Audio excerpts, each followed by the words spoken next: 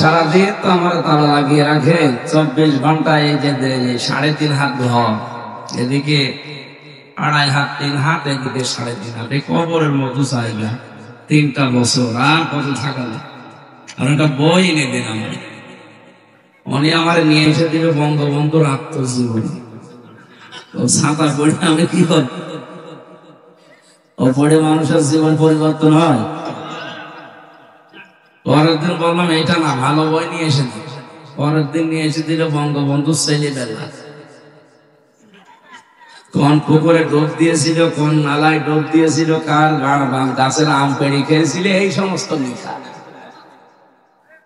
ও পড়ে আমার জীবন পরিবর্তন হবে? আমার যদি দিত মোহাম্মদ রাসূলুল্লাহর জীবনী, তাহলে জীবন পরিবর্তন। এই কথা বলেন না? আপনারা বিশ্ব নবীকে জানতে হলে নারী পুরুষ সবাই মিলে আর রাহিকুল মাকতুম এই কিতাবটা পড়বেন, কিনে নেবেন। বহু তথ্য আছে, অথেন্টিক। বিশ্বের ভেতরে পুরস্কার প্রাপ্ত একটা কিতাব, নবীজির সিরাত গ্রন্থ। বিশ্ব নবীকে নিয়ে আল্লামা সফিউর রহমান লিখেছেন, কি বললাম, আর রাহিকুল মাকতুম, এটা কিনে নেবেন। আর একটা আছে নবী রহমত।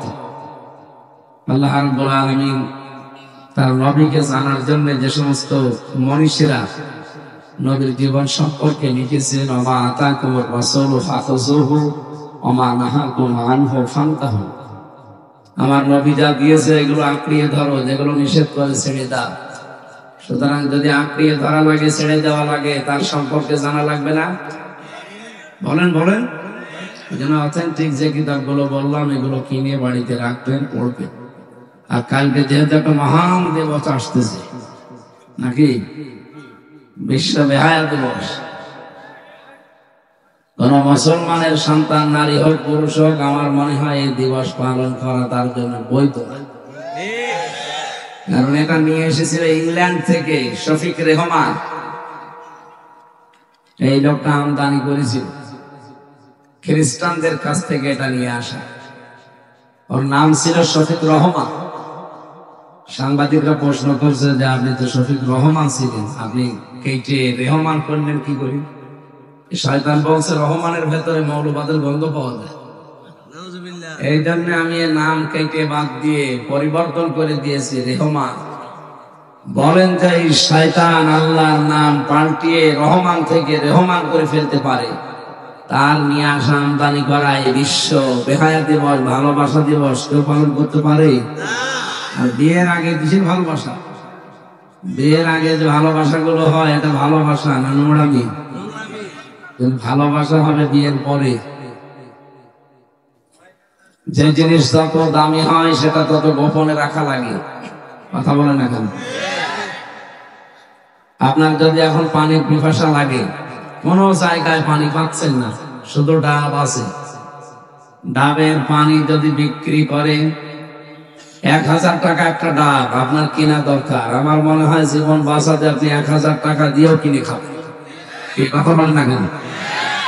মেয়েদেরকে আল্লাহ রেখেছেন যে জায়গায়, ওখানে যদি সত্যি ওরা থাকতে পারত, ওদের প্রতি যে আল্লাহ আকর্ষণ দিয়েছে, ওদের মানুষ যদি না দেখতে পারতো সরাসরি, পর্দায় পশিদায় যদি থাকতো ওরা, পুরুষ মানুষ আমার মনে হয় যৌতুক নেওয়া না, নিজে আরো যৌতুক দিয়ে বিয়ে করতো।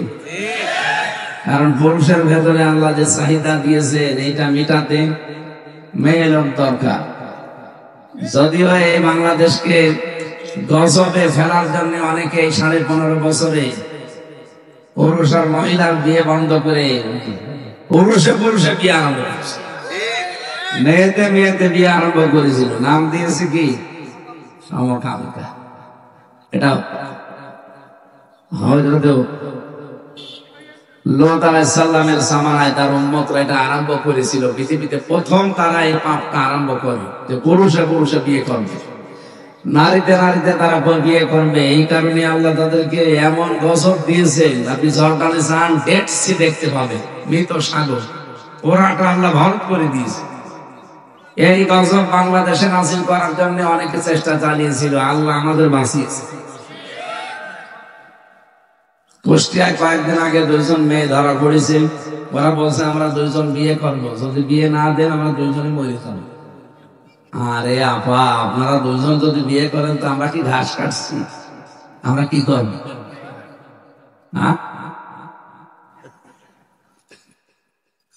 শরীফ শরীফা দিয়ে আমাদেরকে বসাতে চাচ্ছিল। কোথায় গিয়েছিল আপনি টের পেয়েছিলেন? সকালবেলা একজন শরীফ, বিকালে বলছে না আমার শরীফা শরীফা লাগছে। শরীফা লাগছে কি আছে আপনার ভেতরে? শরীফ থেকে শরীফা হতে হলে কতগুলো জিনিস পরিবর্তন করা লাগে আপনি জানেন? এখন বলছে না, অন্তত শরীরের ভেতরে কত জিনিস পরিবর্তন করা লাগবে না? কিছু পরিবর্তন নেই, শরীফ শরীফই আছে, বলছে আমার শরীফা লাগছে। এতটুকু বলে তো আপনি শেষ করবেন না, কয়েকদিন পরে বলবে আমি যেহেতু শরীফা তাহলে আমার মহিলা হোস্টেলে শিখতেন, যেখানে আপনার মেয়ে আছে, আপনার বোন আছে, আপনার ফুফু আছে, ওই জায়গায় শয়তান থাকবে। বলেন তো কয়েকদিন পরে বাবা শাহজালাল সব হালাল হয়ে যাবে না? এখন বলছে না, আপনার মেয়ে তখন আপনার বোন, আপনার ফুফু যারা সন্তান পেটে নিয়ে ঘুরবে, কারণ মাল যতই শরীফা দাবি করুক আসল কি বলেন? এটা ইহুদি খ্রিস্টানদের চক্রান্ত ছিল সর্বোপরি দাদা বাবুদের। এরা চেষ্টা করেছিল এই কাজটা শিক্ষা ব্যবস্থায় যদি প্রবেশ করানো যায় বাংলাদেশে, আর বাংলাদেশ থাকবে। আল্লাহ আমাদেরকে বাঁচিয়েছেন আলহামদুলিল্লাহ। ওই ড্রোন নিয়ে এসে আমার মাথার উপর 5 মিনিট রেখে দেন, দেখেন ঠান্ডা হয়ে যাবে। হ্যাঁ মা বোনেরা, বললাম ভেতরে আপনাদের ওটা জায়গা করেননি, ওই প্যান্ডেল আছে আপনাদের ওখানে চলে যান। আমি যে বারবার বললাম সম্মানিত মা এবং বোনেরা, পর্দার আড়ালে, কিসের পর্দার আড়ালে? আপনি তো সামনে চলে আসছেন, পর্দার আড়ালে দাম বাড়াতে হলে আপনাদের পর্দা ছাড়া বিকল্প কিচ্ছু নেই। কলাম যদি কেউ ছুঁড়ে নিয়ে বাজারে বসে, আমার মনে হয় সারা দুনিয়ার মানুষ কিনবে নাকি? এখন দোকানদার যদি বলে আরে ভাই আপনি ছুঁড়েই খাবেন, এই জন্য আমি ছুঁড়ে নিয়ে এসেছি, আপনার জন্য উপকার হয়, বলে ওই ঝোলা আমার লাগবে না, আপনি আগে খোসা দিয়ে বিক্রি করেন, আমি নিজে ছুঁড়ে খাবো। আপনাদেরকে আল্লাহ পর্দা খেলা করার জন্য দেয়নি, আপনার সম্মান মর্যাদা বাড়ানোর জন্য দিয়েছেন। আশা করছি এটা ঠিক রাখবেন। যদি সত্যি নিজেকে কন্ট্রোল করে রাখতে পারেন, এই বেহায়া দিবস পালন করা থেকে মুক্ত থাকতে পারেন, পুরুষের ভেতরে আল্লাহ নিজে আপনার প্রতি একটা চাহিদা তৈরি করে দেবেন। শেষে 1000 টাকা ডাবেন, পিস হলেও মানুষ যেমন কিনে খায়, আপনাকে তখন আর যৌতুক দেওয়া লাগবে না, যৌতুক তখন নিয়ে আপনাকে বিয়ে করা লাগবে। দুঃখজনক হলেও সত্য, 54 বছরের অধিকাংশ সময় বাংলাদেশ শাসন করল 2 জন মহিলা, কিন্তু মেয়েদের কোনো অধিকার তারা আজ পর্যন্ত দেশে দিতে পারেনি। দিয়েছে জাহান্নামের পথ উন্মুক্ত করে। আমরা এটা চাই না। যদিও অনেকে এখন মেয়েদেরকে জোজোর ভয় দেখাচ্ছে যে ইসলাম যদি সামনে দেশে আসে তোমাদেরকে কিন্তু প্যাকেট করে ফেলবে, আর বাড়ি থেকে বের হতে দেবে না, মন মতো চলতে দেবে না। কে বলেছে আপনাদের ইসলাম আসলে মেয়েরা সবচেয়ে বেশি অধিকার পাবে? এই কথা বলেন না কেন? ইসলামে পৃথিবীতে মেয়েদেরকে সম্মান দিয়েছে, পৃথিবীর কোন ধর্ম দিতে পেরেছে না। মা হিসাবে দিয়েছে এমন জায়গায়, আল্লাহর পরে স্থান মাই।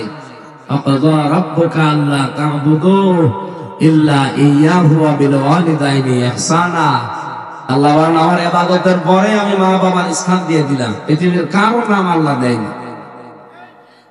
বিজ্ঞান প্রমাণ করছে মায়ের যে কষ্টটা আল্লাহ পাক নিজে তো জানেন। এই পৃথিবীতে আমরা যত পুরুষ মানুষ আছি খুব বেশি হলো 45 ইউনিট কষ্ট সহ্য করতে পারবো, এর উপরে দিলে মরে যাবো। আর আমার মা আমাকে দুনিয়ার মুখ দেখাতে গিয়ে ডেলিভারির সময় কষ্ট সহ্য করেছে 57 ইউনিট। কত? এত কষ্ট দিলে পুরুষ মানুষ বাঁচে না। একবারে 32টা নাড়ি ছিঁড়ে গেছে, একবারে 360টা হাড়ের জোড়া আছে আমাদের শরীরে। একবারে 30টা হাড় ভেঙে গেলে যেমন কষ্ট হয়, এরকম কষ্ট মাকে আল্লাহ দিয়েছে। এখানে মায়ের মর্যাদা বিশাল ইসলামে, আপনারা জানেন না তাই। এরপরে কন্যা হিসাবে অনেক মর্যাদা দিয়েছে, স্ত্রী হিসাবে দিয়েছে, বোন হিসাবে দিয়েছে, এমন কোন জায়গা নেই যেখানে আপনার মর্যাদা নেই। আপনি বলছেন না তাই এদের ফাঁদে ফাঁক দিয়ে আন্দোলন করে। আমাদের সমান অধিকার দিতে হবে। সমান অধিকার দিলে আপনি চলতে পারবেন? এই রাস্তায় আমি এখন হাফ প্যান্ট পরি। হাফ প্যান্ট পরা যদিও আমাদের জন্য জায়েজ না, অন্তত নাভি থেকে হাঁটু পর্যন্ত ঢাকা রাখা লাগবে পুরুষ মানুষের। এটা ফরজ। এটা কি? দিকে থাকেন। একটা পুরুষ মানুষ যদি নাভি থেকে হাঁটু পর্যন্ত ঢেকে না রাখে, যতক্ষণ এর বাইরে কাপড় তুলে রাখবে ততক্ষণ ওর কবিরা গুনাহ হবে। কি কথা বলছেন? যদি কাপড় না থাকে সেটা আলাদা, কিন্তু কাপড় থাকলে আপনাকে আমল করা লাগবে। একটা মেয়ে লোকে নাভি থেকে হাঁটু পর্যন্ত ঢেকে রাখলে হবে? বলেন বলেন। ওর শুধু হাতের কবজি, মুখমণ্ডল আর পায়ের পাতা বাদ দিয়ে পুরা শরীর ঢেকে রাখা লাগবে। এটা হচ্ছে রুকসাত, ছাড় দেওয়া। আর যদি আজিমাত খাস পর্দা করতে চায়, হাত মোজা পা মোজা, শুধু চোখ দুইটা দেখা যাবে, তা উপর একটা দোপাট্টা থাকবে। এরকম কঠিন পর্দার বিধান। অথচ হাজারো মেয়েরা কি অবস্থায় বের হয়, তাদেরকে তো মানুষ এমনি আগে থেকে সব কিছু জেনে ফেলে, নিয়ে ফেলে, খেয়ে ফেলে। এই কারণে ওদের প্রতি আকর্ষণটা বিকর্ষণে পরিণত হয়ে যায়, তখন আর ভালো লাগে না। সেদিন একজন বলছিল যে হুজুর, বাইরের মেয়ে লোক দেখলে খুব ভালো লাগে, কিন্তু নিজের বউ দেখলে আর ভালো লাগে না। আগে প্রথম প্রথম 1-2 বছর ভালোই লাগে, এখনো সাথে আর ভালো লাগে না। বাইরের যারাই দেখি খুব ভালো লাগে। এর একটা ঔষধ একটা আল্লাহ দিয়েছে। এখানে আমরা যারা পুরুষ মানুষ আছি, 1500 বছর আগে আমাদেরকে আল্লাহ ঔষধ দিয়েছে এই রোগ থেকে বাঁচার জন্য। নিজের বউ ভালো লাগে না, অন্যের বউ দেখলে কেমন যেন একটু ভালো লাগে। এরকম রোগ দেশে নেই? কাঁধের কাঁধে এরকম রোগ আছে? হাত তোলেন তো। দাঁড়িয়া এদিকে আসে, লোকের বউ দেখা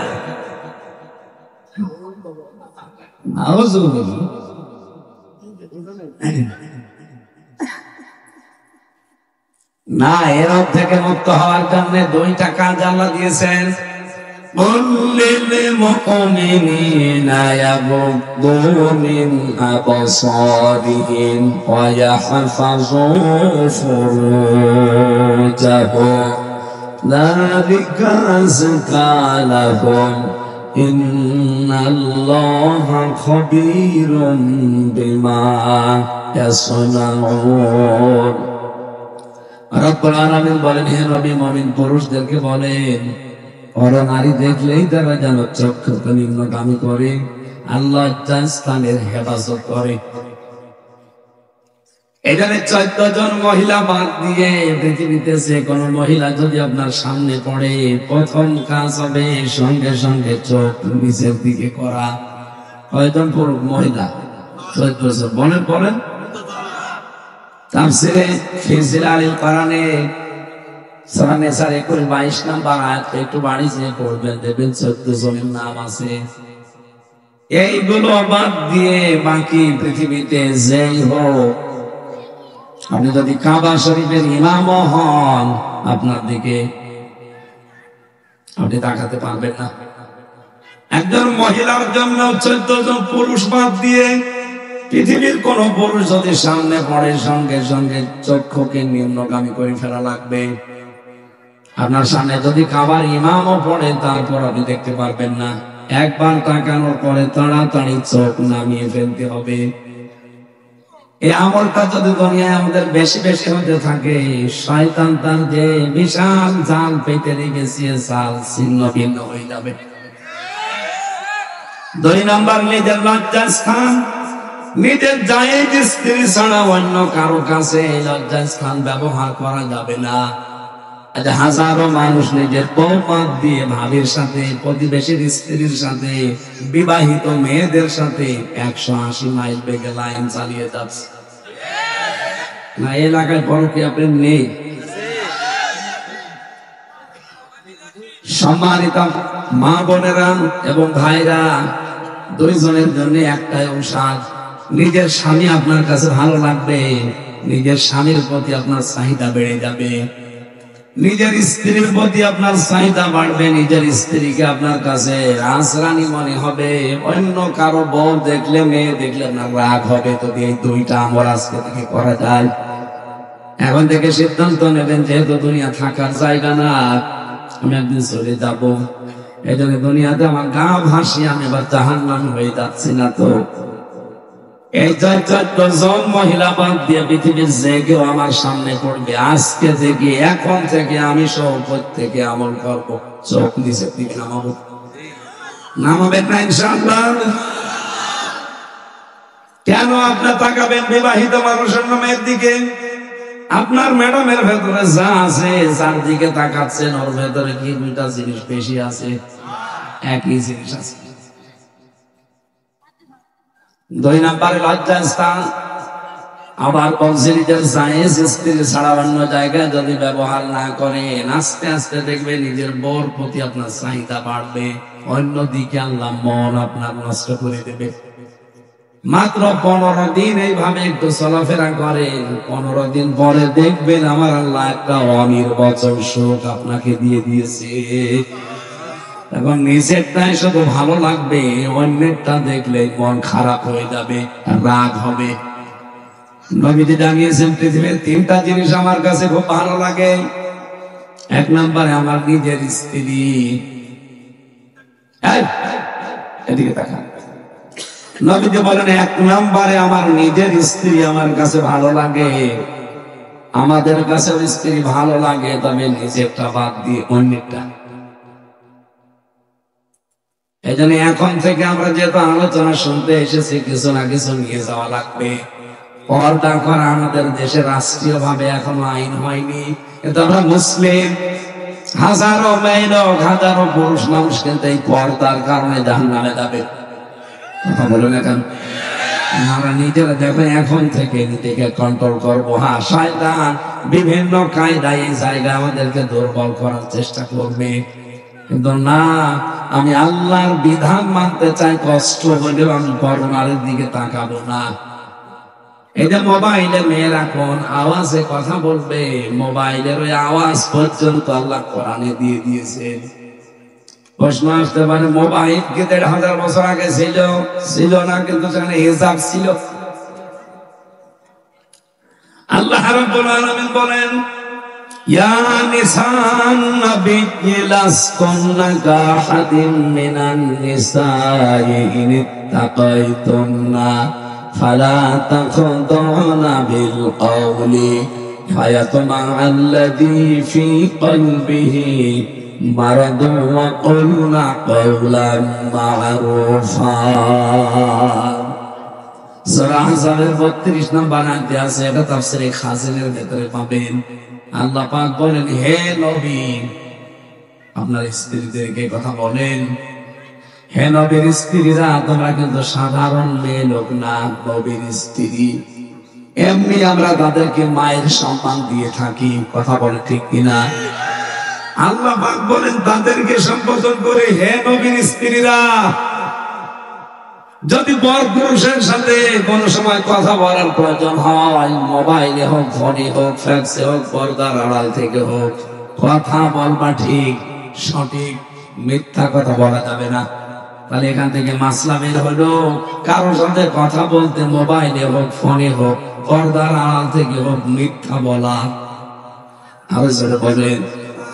আপনি কথা মিথ্যা বলতে পারবেন না, সত্য কথা বলা লাগবে, কিন্তু আপনার ভাষা হবে রুক্ষ সূক্ষ্ম। আপনি এমন গরমে কথা বলবেন, ওই পারে যে মোবাইলে আছে ও যেন মনে করে আল্লাহ কি মেয়ে লোক না আজরাইল। আর আপনি যদি সাবমনের কণ্ঠ দিয়ে বলেন ওয়ালাইকুম আসসালাম, কি বলছেন তোলা ভাই বলে, ওর মনের ভেতরে যদি সংকীর্ণতা থাকে, গোড় থাকে, ও কিন্তু লাইন লাগাবে। শয়তান তো বসে নেই, কথা বলে ঠিক কিনা? 1 দিন 2 দিন 5 দিন 10 দিনে দেখবেন একটা পুরা সংসার জাহান্নামে বানিয়ে ফেলেছে।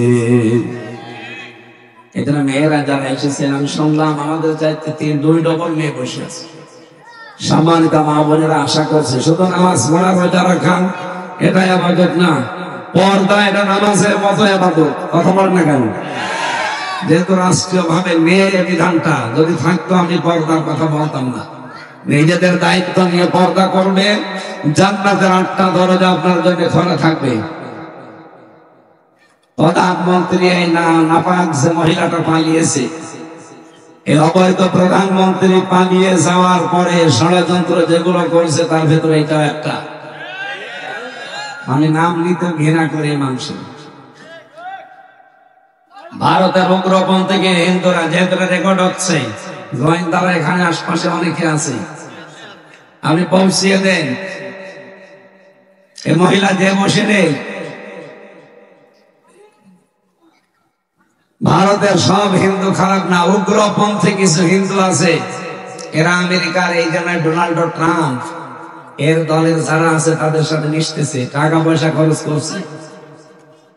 আর এখান থেকে যে হারাক্ষর গুলো পালিয়েছে, এদের তো টাকা পয়সার অভাব নেই, কোটি কোটি টাকা পাচার করেছে।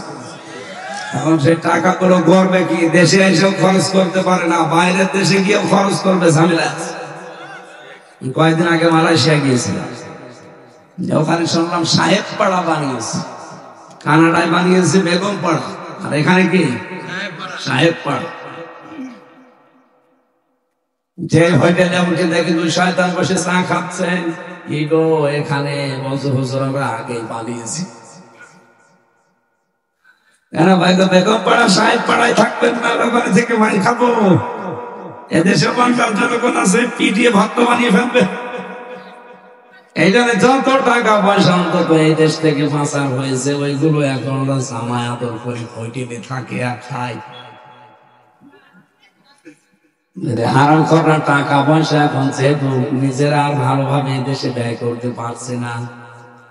আর এই মেয়র জাহাঙ্গীর গাজীপুরের এই অবৈধ মেয়র, মানুষের অবৈধ জোর করে ভোট নেওয়া, আমরা ভোট দেই বলি। এখানে 3 বারে যারা এমপি মন্ত্রী, যারা উপজেলা চেয়ারম্যান, যারা মেয়র, আমরা এদেরকে মেয়র, উপজেলা চেয়ারম্যান, এমপি মন্ত্রী স্বীকার করি না, কারণ এগুলো সব অবৈধ। আমরা ভোট দেই কি আপনাকে, আপনি আন্দাজে দাবি করবেন কেন?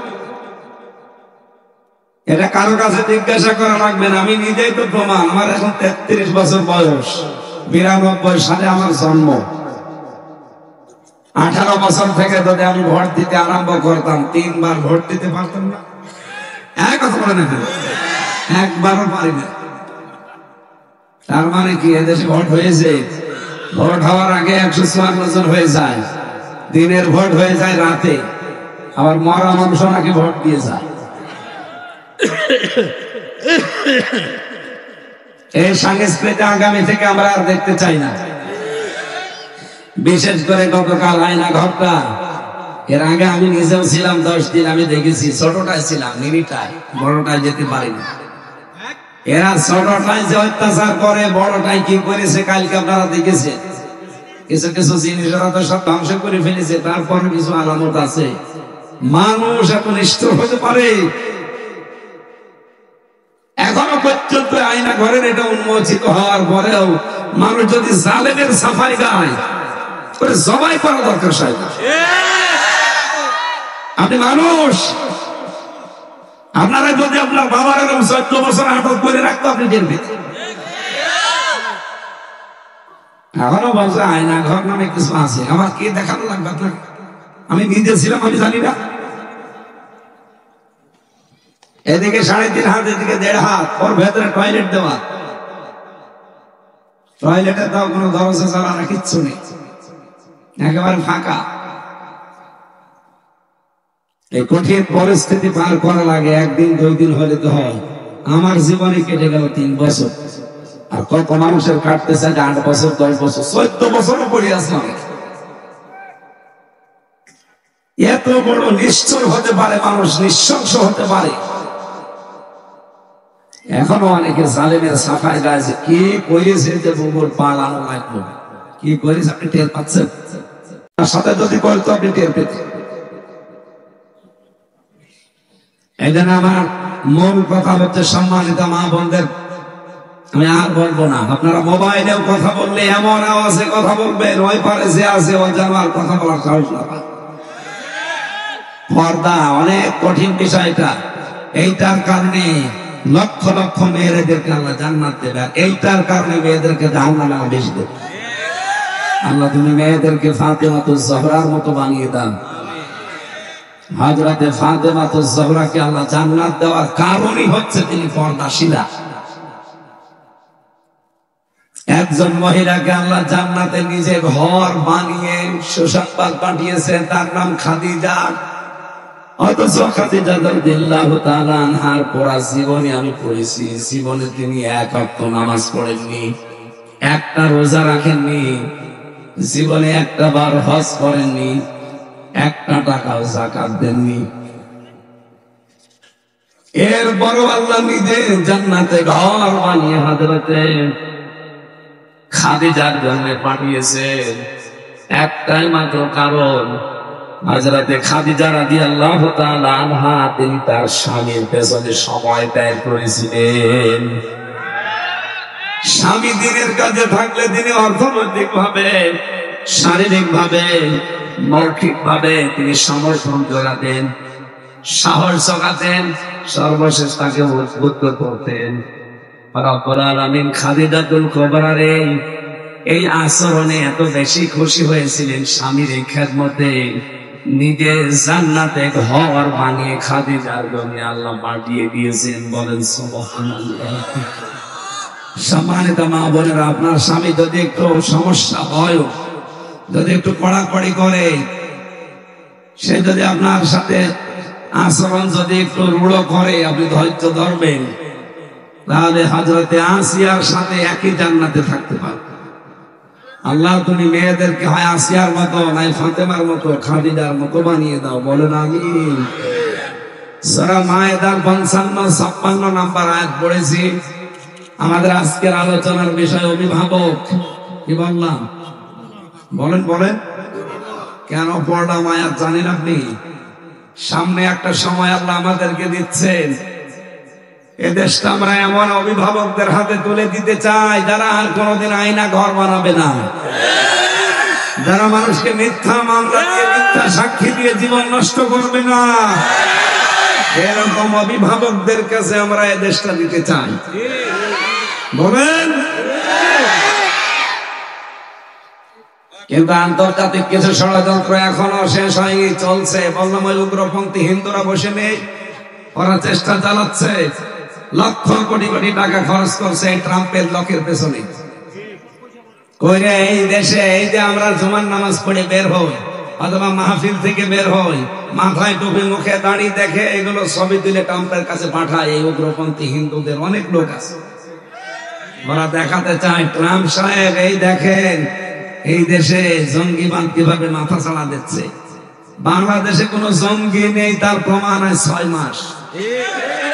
6 মাসে একটা জঙ্গি নাটক তৈরি হয়েছে, কারণ নাটক যে লিখত সেই তো পালিয়েছে।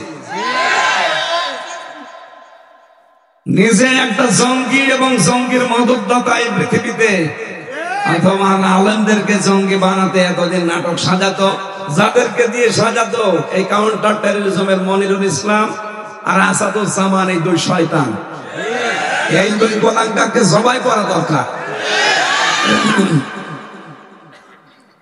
1628টা চেয়ার আছে বাংলাদেশে।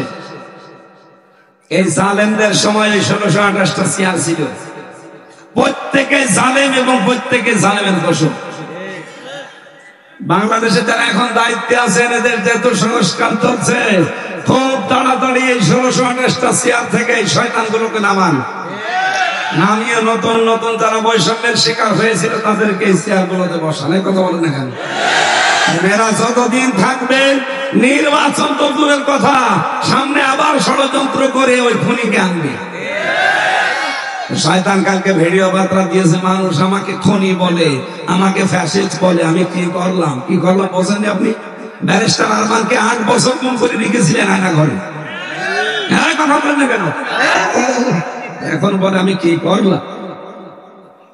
গত পরশু দিন ভিডিও বার্তা দিয়েছে যে আমার একাই দোষ, আমার বোন রেহেনাও তো কত কিছু করেছে, তারে তো কেউ কিছু বলে না।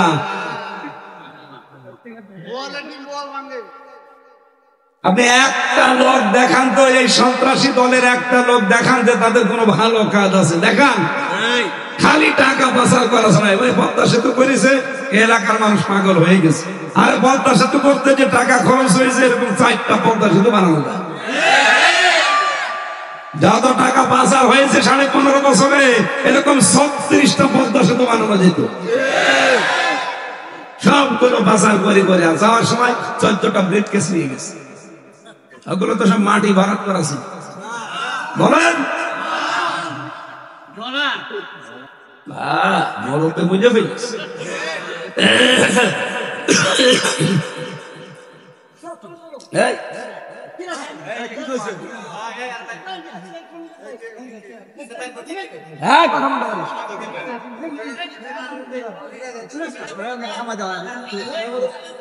আমার ভাইরা আবার কথা বলে সুবহানাল্লাহ আলহামদুলিল্লাহ লা ইলাহা ইল্লাল্লাহ সুবহানাল্লাহ আলহামদুলিল্লাহ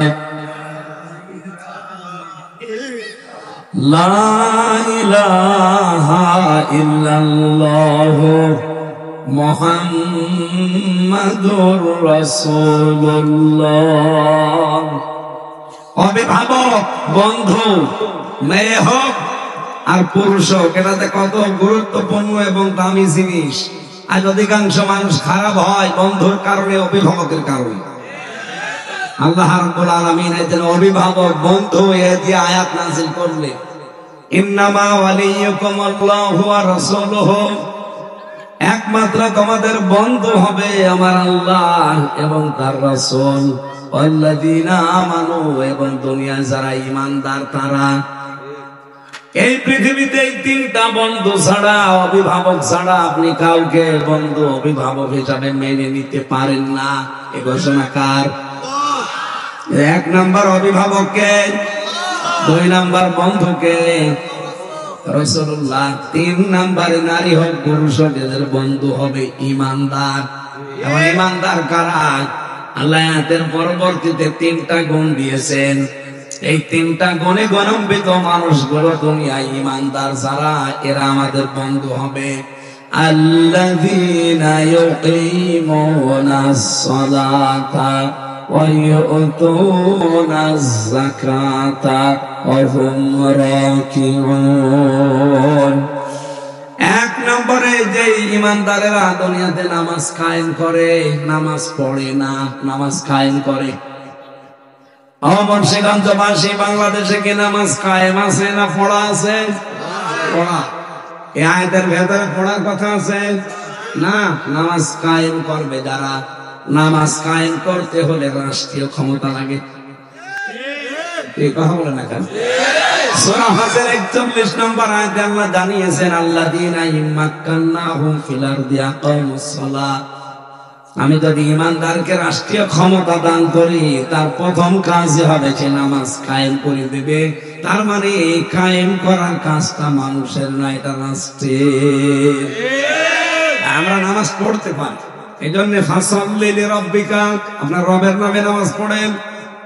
আপনি যদি নামাজ পড়তে পারেন রবের নামে, ওয়ানহার, আর জীবনে ত্যাগ করতে পারেন, কোরবানি দিতে পারেন, আপনার সময়ের কোরবানি, সম্পদের কোরবানি, জীবনের কোরবানি, আপনার যত কিছু আল্লাহ দিয়েছেন এগুলোর কোরবানি যদি ঠিকঠাক মতো আদায় হয়, তাহলে আপনি কাউসার পাবেন কিয়ামতে। কি পাবেন?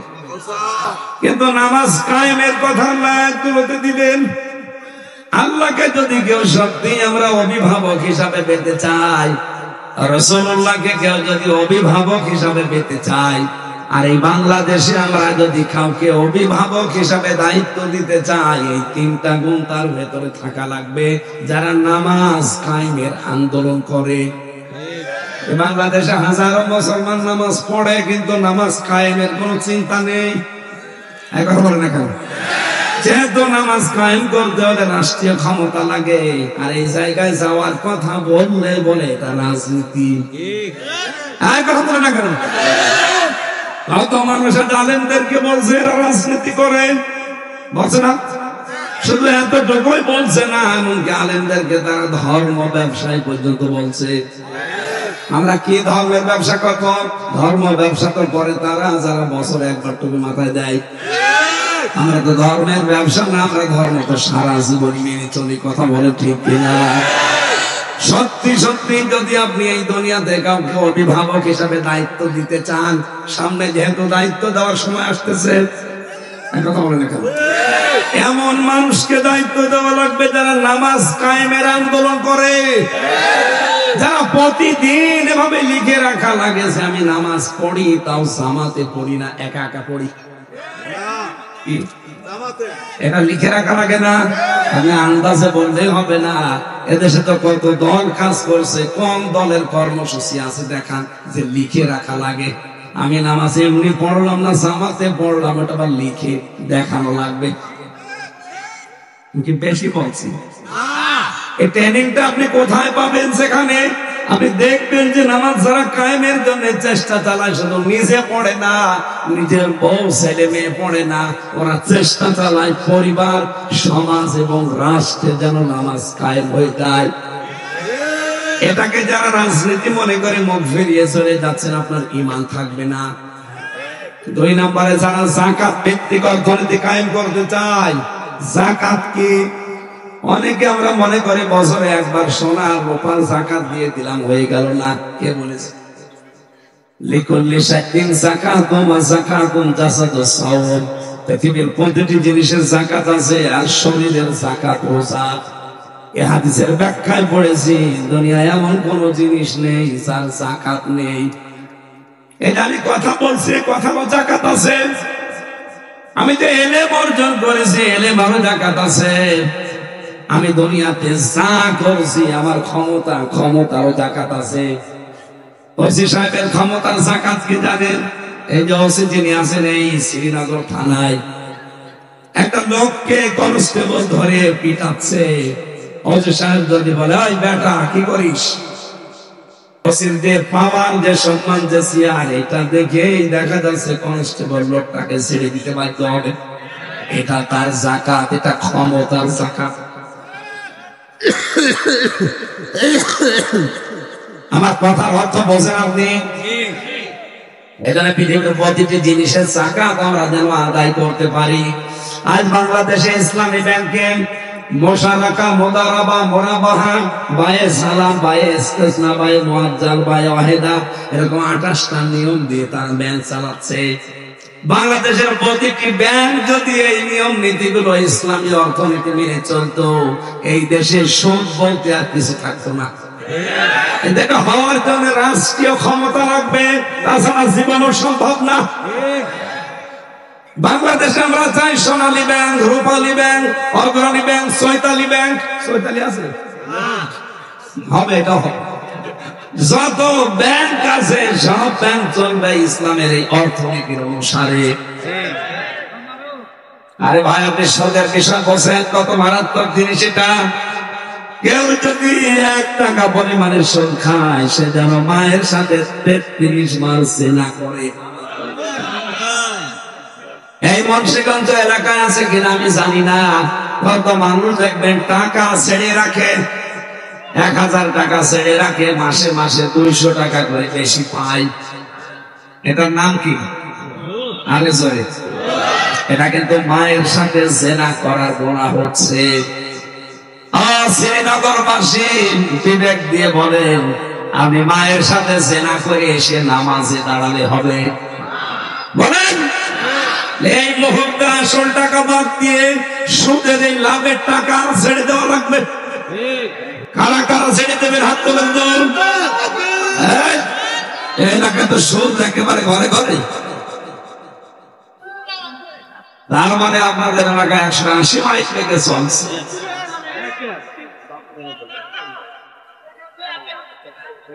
এটা সারা মাথা থেকে সরানো।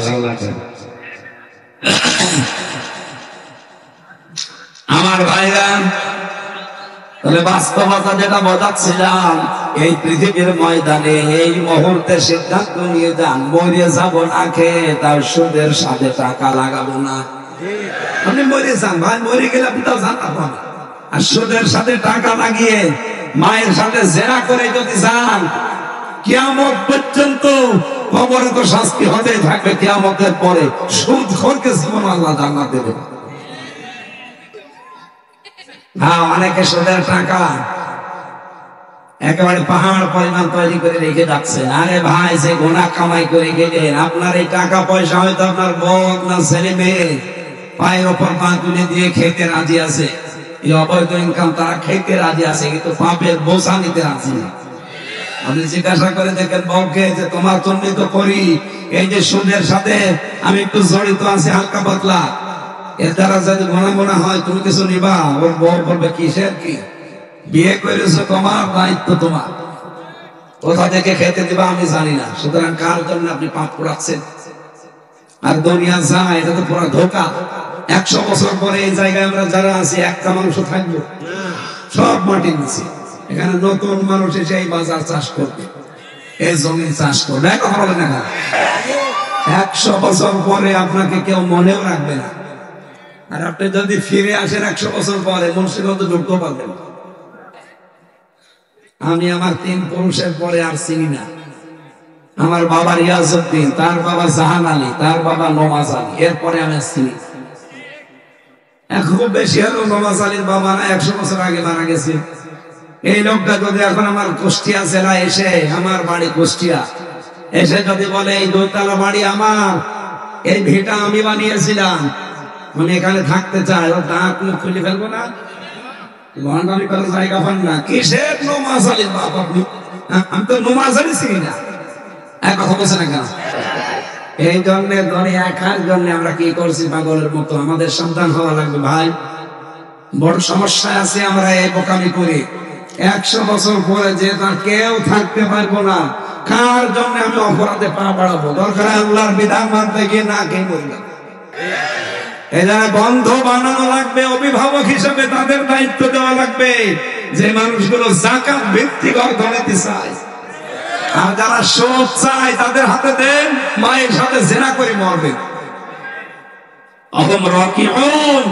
যারা রুকুকারীদের সাথে রুকু করে, তার মানে জামার বদ্ধ হয়ে যারা নামাজ আদায় করে, জামাতে নামাজ আদায় করে যারা, আর জামাতে নামাজ আদায় করার জন্য পরিবেশ কায়েম করা লাগবে না।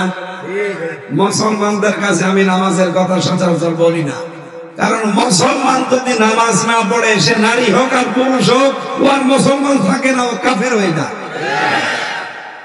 মুসলমান আপনি নারী পুরুষ দাবি করেন তো আমি মুসলমান, আর আপনি নামাজ পড়েন না, আপনি তো কাফের হয়ে গেছেন। এখানে নামাজের ওয়াজ আমার মনে হয় আমি করিও না, ও সাদা ঠিক হতো। কেন নামাজের ওয়াজ করা লাগবে মুসলমানের কাছে? যে লোকটা নামাজ পড়ে না, তার মূল্য আল্লাহর কাছে কুকুরের চাইতেও খারাপ, শুকুরের চাইতেও খারাপ। মুসা নবীর জামানায় এক মহিলা এসে বলছে, মুসা নবী, আমি যৌবনের কারণে জিনা করেছি, আমার পেটে একটা সন্তান ছিল, ও জন্ম নেওয়ার পরে ওরে আমি আষাঢ় দিয়ে মেরে ফেলেছি, আমার এই গুনাহ মাফ হবে? আমার মতো অপরাধী কেউ আছে? মুসা নবী তো রাগী নবী বললেন, না, তোরে আল্লাহ মাফও করবে না, তোর মতো খারাপ মহিলা দুনিয়ায় নেই। সঙ্গে সঙ্গে জিবরাইল এসে বলে, মুসা নবী না, এই কথা বলবেন না, আল্লাহ আমাকে বলেছে যে এই মহিলার চাইতে নিকৃষ্ট মানুষ দুনিয়ায় আছে। মুসা নবী বলে, ইয়া আখি জিবরাইল আনজুর ইলাইকা, ও ভাই জিবরাইল আমার দিকে তাকান, কি বলেন আপনি? এই মহিলার চাইতে খারাপ মানুষ দুনিয়ায় আবার কে? হযরত জিবরাইল বলে, এই কথাটা বলতে আল্লাহ আমাকে পাঠিয়েছেন।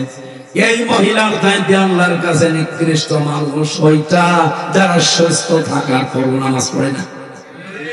বহু মহিলারা আছে 3 দিন 5 দিন 7 দিন তারা অসুস্থ থাকে, এরপরে সুস্থ হওয়ার পরে নামাজ পড়তে চায় না, ঢিলে মিশি করে, গড়ি মশে করে একেবারে 15 দিন 20 দিন কাটিয়ে দেয়। না, শরীর পবিত্র হয়ে গেলে গোসল করে আপনাকে নামাজ ধরা লাগবে। যেই কয়েক নামাজ কাজা যাবে 72,000 বছর জাহান্নামে থাকা লাগবে এক এক ওয়াক্ত নামাজের কারণে।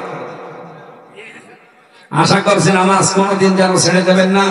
মেয়েদের জন্য যেহেতু এদেশে এখনো সে পরিবেশ নেই, যদি পরিবেশ হয় আপনারা মসজিদে নামাজ পড়তে পারবেন, নেই যেহেতু আমরা পুরুষ মানুষ যারা আছে যেন নামাজ পড়লে জামাতবদ্ধ হয়ে পড়ি, মসজিদে পড়ি।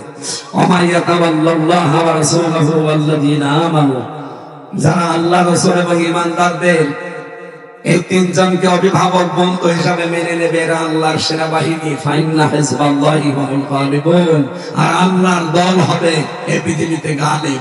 সুতরাং সামনে ইসলামের দিন আসতেছে।